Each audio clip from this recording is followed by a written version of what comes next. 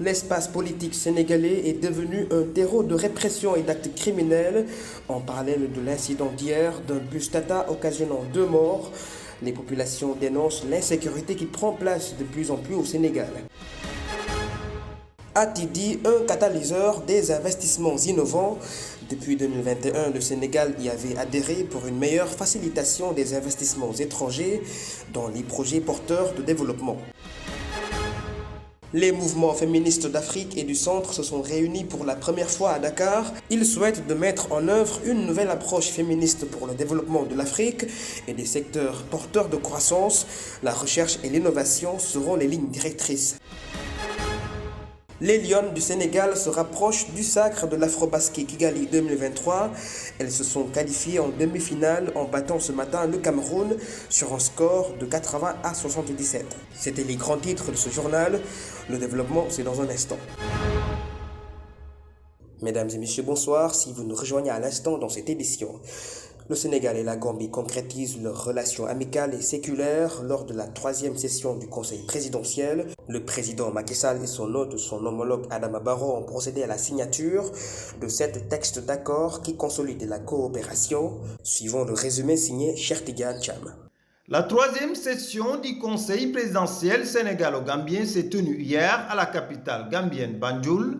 Cette cérémonie a été coprésidée par Adama Barrow, président de la République de Gambie, et Macky Sall, président de la République du Sénégal. L'initiative du Conseil présidentiel s'inscrit dans la volonté commune des deux chefs d'État de porter à un niveau stratégique la coopération entre les deux pays, liés par la géographie, l'histoire, la culture et un destin commun. Dès lors, le président Macky Sall a montré son engagement pour la libre circulation. À ce propos, il déclare que conformément aux conclusions des 2 précédents conseils présidentiels, la circulation des personnes et des biens doit être assurée sur le pont de la Sénégambie 24 heures sur 24, sans tracasserie. En ce sens, le chef d'État de la Gambie et du Sénégal ont réaffirmé le rôle vital du transport terrestre dans la consolidation du processus d'intégration entre les 2 pays et la nécessité pour tous les acteurs et usagers de respecter les règles de la libre circulation des personnes et des biens. Outre cela, le président Sall a évoqué le parachèvement de la délimitation et la démarcation de la frontière. Sur ce point, le chef de l'État estime qu'avec le soutien du secrétariat permanent, la commission mixte sénégalo-gambienne de gestion des frontières devrait intensifier ses efforts sur ce dossier, dont l'enjeu est aussi sécuritaire. Dans cette même logique, avec son homologue Adama Barrow, ils ont exhorté leurs gouvernements respectifs à accélérer le processus de déploiement effectif des patrouilles conjointes ou combinées le long des frontières, l'échange de renseignements et de la formation. La question de la préservation des ressources naturelles et du trafic de bois a été également abordée. Le président Sall a relevé que le coupe et le trafic de bois continue de décimer les forêts et de mettre en péril les conditions de vie des populations. À cet égard, les 2 chefs d'État ont renouvelé leur appel aux 2 gouvernements à mettre en œuvre de manière concertée et sans délai l'accord sur la gestion des ressources forestières et fauniques. Lors de ce conseil présidentiel, la signature de ces textes a été finalisée. Entre autres, il y a la convention de non-double imposition et de prévention de l'évasion fiscale en matière d'impôt sur le revenu, la convention de coopération judiciaire en matière civile et commerciale, l'accord sur les transports aériens, le mémorandum d'entente sur la domestication du corridor aérien Dakar-Banjul.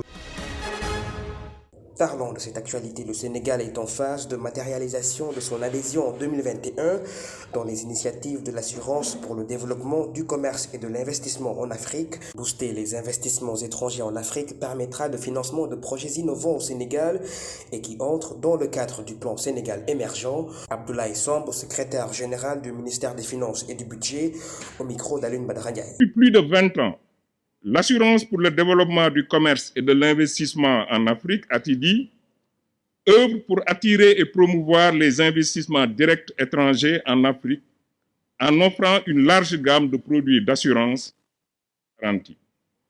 Ayant été convaincu par la valeur des options offertes par ATIDI, l'État du Sénégal a décidé d'adhérer en 2021 et s'est engagé dans une très forte collaboration avec votre institution.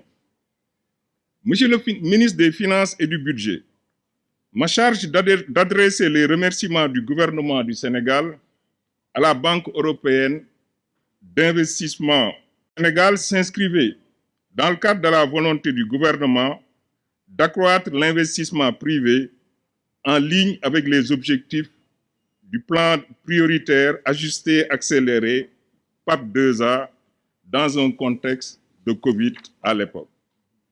L'ambition du Sénégal est qu'Attidi joue un rôle de catalysateur et de facilitateur dans le financement des projets structurants inscrits dans le plan Sénégal émergent, notamment le plan d'action prioritaire dans sa phase 3, qui est PAP 3, qui est en cours d'élaboration. Il encourage le secteur privé à se familiariser avec les offres proposées par Attidi.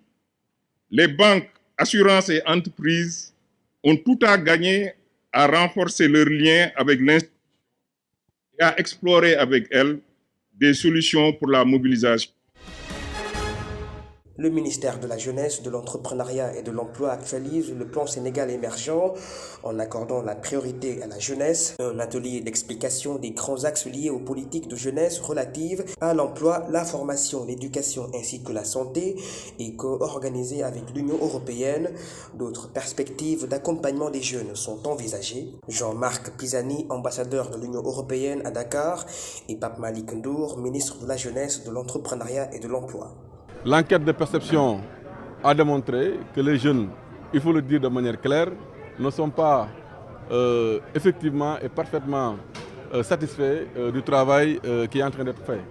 Malgré effectivement la mobilisation des ressources, malgré la multitude de partenaires que nous avons, mais aussi malgré les nombreuses initiatives de l'État.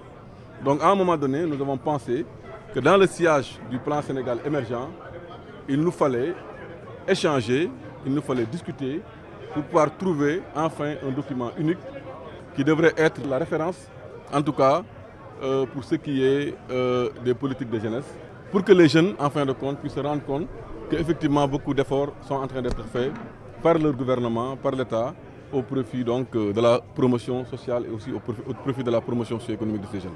Les questions liées à la citoyenneté, les questions liées à la promotion sociale et économique sont entre autres des questions qui intéressent les jeunes, mais qui nous interpellent. Bon, maintenant, en dehors de cela aussi, il y a d'autres questions, notamment les questions d'éducation, les questions de formation, mais aussi la santé. Pour moi, c'était particulièrement utile aujourd'hui d'écouter ce que les jeunes ont à dire sur la mise en œuvre de ce plan Sénégal émergent, et ça va nous permettre, avec les autorités, de pouvoir ajuster dans les mois qui viennent l'offre à la demande d'une certaine manière. En tant qu'Union européenne, le bureau opérationnel, on travaille en étroite collaboration avec l'ADER et avec les autres structures des autorités ici, et bien entendu avec les partenaires comme le système des Nations Unies et la coopération belge au cas précis, qui était aussi invitée à cet atelier, encore une fois particulièrement bienvenue début août. Parlons à présent de cette actualité. Les femmes veulent apporter une touche dans le développement en Afrique. Le féminisme et la valeur ajoutée à travers la recherche et l'innovation. Dakar a abrité hier la première édition de l'Université des mouvements féministes d'Afrique de l'Ouest et du Centre. Voici les propos d'Astou Diouf Gueye, représentante du ministère de la Femme, de la Famille et de la Protection des Enfants, et de Maïmouna Astouyade, directrice exécutive Jigéen Sénégal, au micro d'Alioune Badara Ndiaye. Dans cette université allie deux thématiques essentielles. Il s'agit de la question de la recherche, l'innovation, mais également quels sont les défis de la co-construction de notre mouvement en Afrique francophone. Donc aujourd'hui, nous avons réuni des militantes, des chercheurs, des femmes universitaires pour discuter de l'avenir de l'approche féministe, mais également quelles sont les interactions entre l'approche féministe et même l'approche de la recherche classique, mais également comment mettre en avant une dynamique intergénérationnelle pour construire ensemble un mouvement très fort en Afrique francophone. On parle de l'intégration du genre dans l'approche des projets de développement, les projets de recherche, mais effectivement, est-ce que l'approche féministe déjà est une approche qui, sur le plan académique, est bien centrée, bien positionnés et comment est-ce que les projets de recherche peuvent mettre l'accent évidemment sur les femmes, sur les groupes vulnérables. Inviter le gouvernement à prendre part à cette initiative d'une démarche responsable, parce que ça nous permet également de savoir ce qui se fait au nom des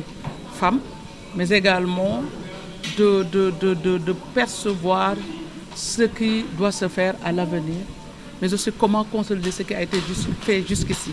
Parce que notre mandat est de veiller au respect de ces droits, mais de faire en sorte que toute femme, toute obédience confondue, puisse jouir de ses droits, mais également aller dans une politique davantage de correction des inégalités et des disparités.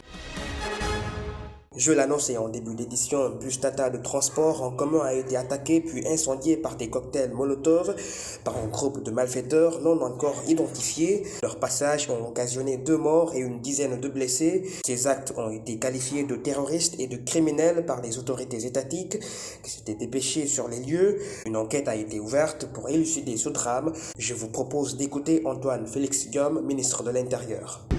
D'abord, commencer par présenter mes condoléances les plus émues au nom de son Excellence, Monsieur le Président de la République, Macky Sall. Suite à cet attentat, à cet acte terroriste que nous venons d'enregistrer.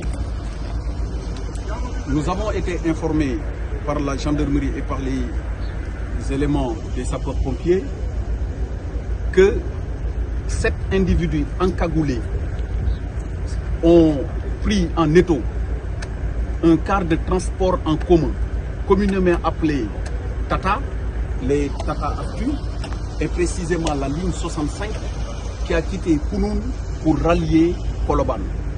À bord, il y avait des Sénégalais, des passagers sénégalais.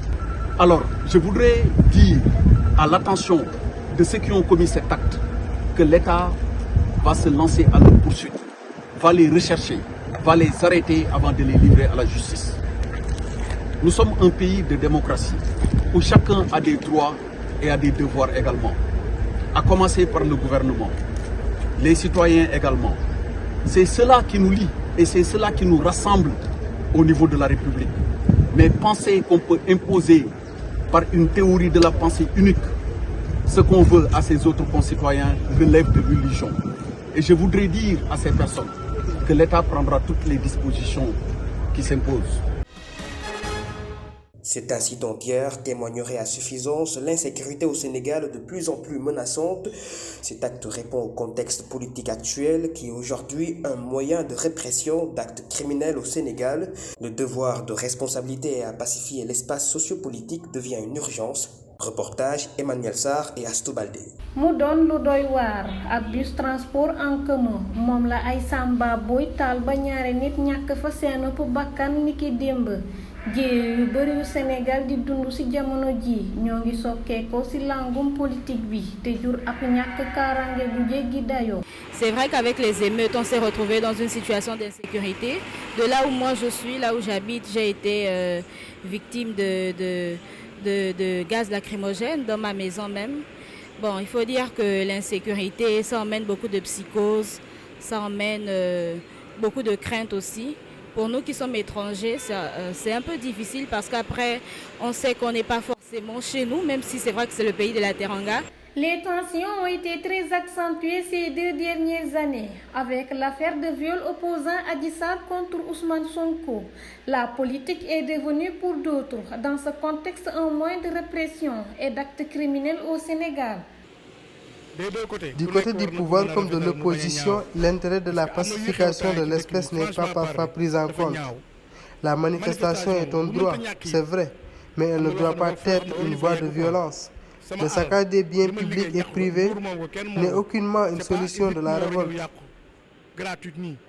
Hormis la politique qui est la toute dernière étape à redonner par la conscience collective dans la démocratie, l'éducation à la base demeure primordiale. Le mal est beaucoup plus profond. Certains actes répréhensifs nous font passer à des facteurs criminels. Ces actes criminels n'est que la conséquence d'une mauvaise éducation d'ont vécu dans le passé d'une situation sociale précaire. Pour eux, pour les acteurs, tous les moyens sont bons pour assouvir leurs désirs. La sécurité est une des missions régaliennes de l'État. Les populations souhaitent l'effectivité de ce droit. J'espère qu'ils pourront faire quelque chose qui va apaiser la situation. Les hommes politiques doivent avoir en commun le Sénégal et privilégier le dialogue. Des chaccages, des scènes d'épiage sont les modes opératoires des manifestations, comme nous pouvons le voir dans ces vidéos, perpétrées dans un contexte politique. Une invite est faite aux acteurs à promouvoir la paix, même dans l'adversité. Désenclaver le Pakao, une des doléances des populations lors du conseil présidentiel à Sédhiou en fin février, sera accompagnée de projets innovants. Celui entamé est la construction d'un ponton de 71 mètres à Djibanar dans le département de Goudomp. La société d'aménagement de la promotion des côtes touristiques du Sénégal a procédé au lancement des travaux en incluant l'apport de la responsabilité sociétale d'entreprise. Les travaux pour la construction du pont Temento Bambali seront bientôt entamés. Souleymane Gaye, directeur général de la SAPCO, au micro de Mamdiaye. Pour venir lancer les travaux du ponton de Djibanar, nous avons déjà fait le lancement au niveau de la commune de Goudomp en présence des autorités locales. Nous sommes là pas pour poser une première pierre et partir, non, ça n'a pas de sens. Nous sommes là pour lancer les travaux immédiatement.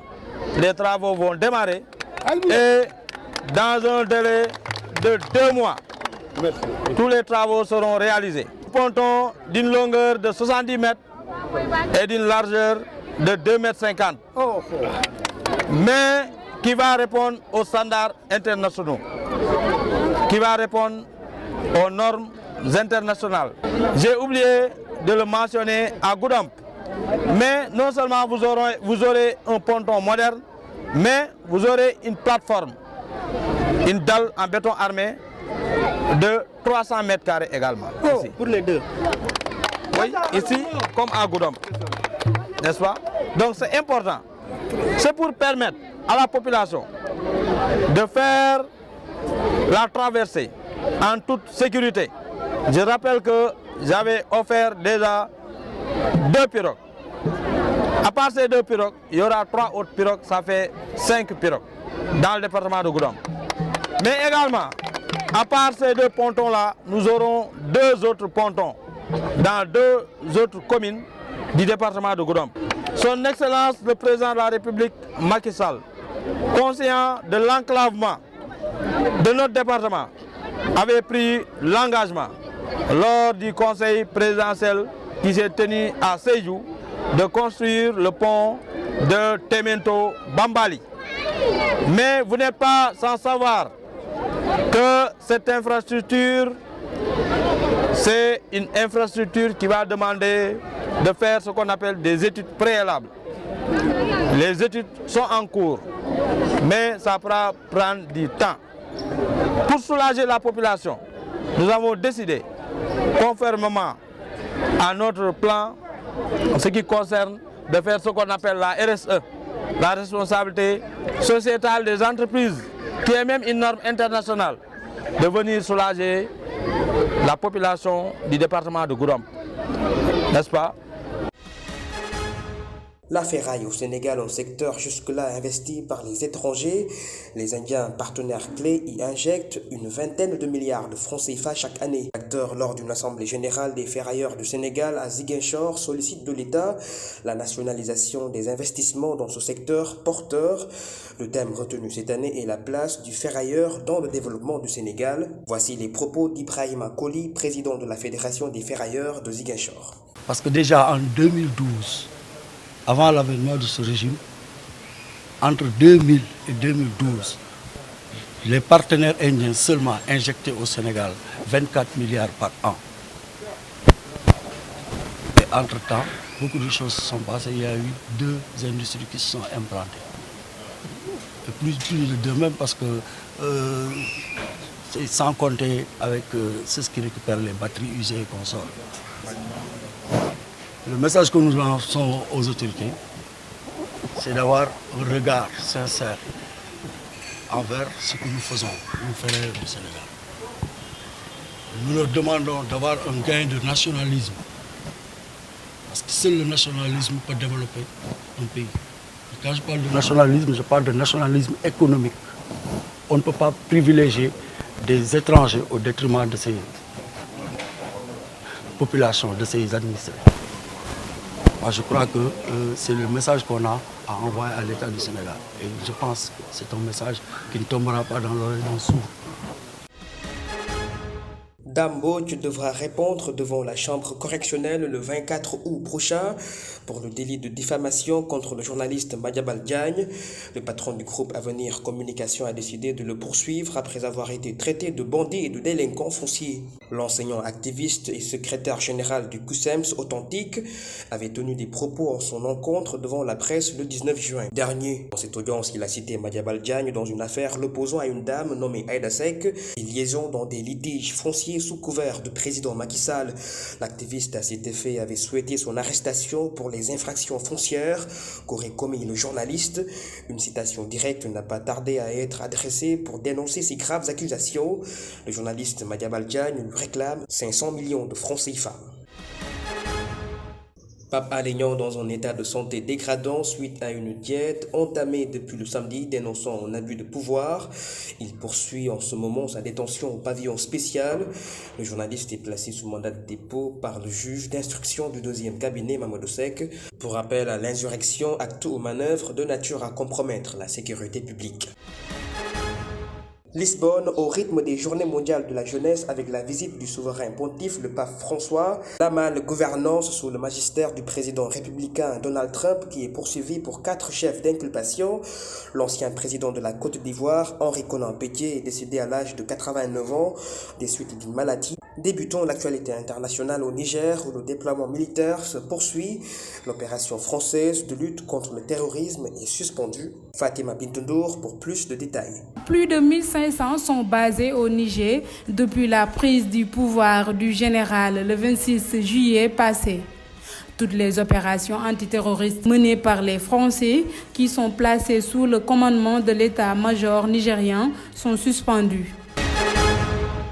Et puis en Côte d'Ivoire, l'ancien président Henri Konan Bédié est mort à l'âge de 89 ans dans un hôpital privé à Abidjan.